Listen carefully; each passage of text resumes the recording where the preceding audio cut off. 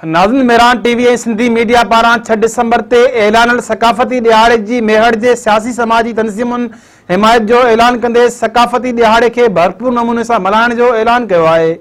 उन हवाले सां ॾिसूं था रियाज़ चांडियो सां कयल सियासी समाजी अॻुवाणनि जी ॻाल्हि ॿोल। अस्सलाम वालेकुम नाज़रीन, आऊं आहियां रियाज़ चांडियो।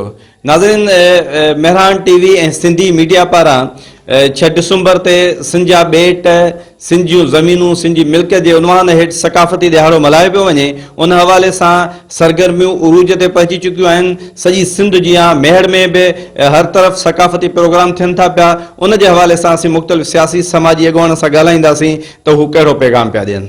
सिंध जी सकाफ़त वसी आहे। असां एतिरा शाहूकार आहियूं सकाफ़त जे हवाले सां जो असांखे कंहिं बि तारुफ़ जी ज़रूरत कान्हे, इंट्रोडक्शन जी ज़रूरत कान्हे। सिंध कलंदर शहबाज़ शाह अब्दुल लतीफ़ भिटाई जी धरती आहे। ऐं तव्हां मूंखे इहो ॿुधायो त असांखे कहिड़ी आइडेंटिफिकेशन जी ऐं सकाफ़त जो ॾींहुं बिल्कुलु मल्हायो, पर मां हिकिड़ो पैगाम सिंध जे माण्हुनि खे ॾियणु थो चाहियां। अॼु हिन सकाफ़त वारे ॾींहं ते सकाफ़तूं मल्हायो पर सिंध खे बचायो।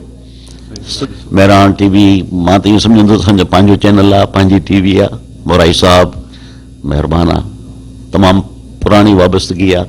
साईं, असांखे तमामु घणी ख़ुशी आहे, ख़ासि करे मेहरान टीवी जो मोहतरम गुलाम नबी मोराई साहब जिन जेका इहो पंहिंजे हथ में पंहिंजे टीवी जे हिसाब सां तवसुत सां जेको सिंध जी माण्हुनि खे सुजाॻ करण जे लाइ ॾियारो सिंध जो मल्हाईंदा आहिनि, उन में असां बि गॾु हूंदा आहियूं तव्हां सभिनी दोस्तनि सां गॾु। इनशाअल्लाह हर साल वांगुरु हिन साल बि इनशाअल्लाह भरपूर नमूने सां असां मल्हाईंदासीं ऐं असांखे तमामु घणी ख़ुशी थिए थी, छाजे करे जो असांजे पंहिंजे सिंध जो ही टोपी अजरक जो ॾियारो करे मल्हाईंदा आहियूं, जेको हींअर मूंखे पतल आहे। दोस्त बि उन ॾींहुं पाईंदा ऐं ख़ुशियूं कंदा ऐं हर साल वांगुरु हिन साल बि त मां जस्तो जा मेहरान टेलीविज़न के मेहरान चैनल जे मालिक खे साईं गुलाम नबी मोराई साहब के पूरी सिंधी इलेक्ट्रॉनिक ऐं प्रिंट मीडिया के जे पंहिंजे कल्चर के उजागर करण लाइ असां हर साल हर साल जेको सेलिब्रेट कनि पिया कल्चर डे, जेके क़ौमी असां ईद जे तौर ते मल्हायूं था।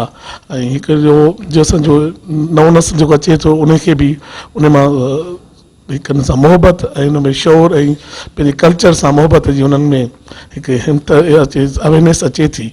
मीडिया वारनि खे ही सुठो अमल आहे जेको असां सिंधी क़ौम 50,000 साल पुराणी हिकिड़ी क़दीम क़ौम आहे ऐं सिंध जो वजूद एतिरा ई साल 50,000 साल पुराणो ई आहे। असांखे पंहिंजी तहज़ीब, पंहिंजी सकाफ़त वधि मां वधि प्यारी हुजणु खपे ऐं आहे बि काफ़ी सालनि खां वठी मल्हाए बि। सच पुछो त हिकिड़ो ईद जो ॾींहुं लॻंदो आहे, मुंहिंजा ॿार, असां दोस्त यार सभु फैमिली हिकिड़ो सुठो पंहिंजे सिंध जे लाइ, पंहिंजी माउ जे लाइ, पंहिंजी जीजनि लाइ निकिरंदा आहियूं ऐं दुनिया खे ॿुधाईंदा आहियूं त असां सिंधी हिकिड़ी वदत क़ौम आहे, हिकिड़ी पुराणी क़ौम आहे। असां अॼु बि गॾु आहियूं ऐं सभिनी खे मां अपील थो कयां त ईद तौरु मल्हाइणु खपे ऐं हिकिड़ो सुठो अमल आहे। असां जसदा पेश कयूं साईं गुलाम नबी मोराई साहब खे, जेको हर साल जी तरह हिन साल बि सकाफ़ती ॾियारो मल्हाए रहिया आहिनि। इन्हनि जूं इहे काविशूं हमेशह सराहियूं वेंदियूं ऐं बयान इहो आहे त इहो ॾाढो सुठो प्रोग्राम आहे।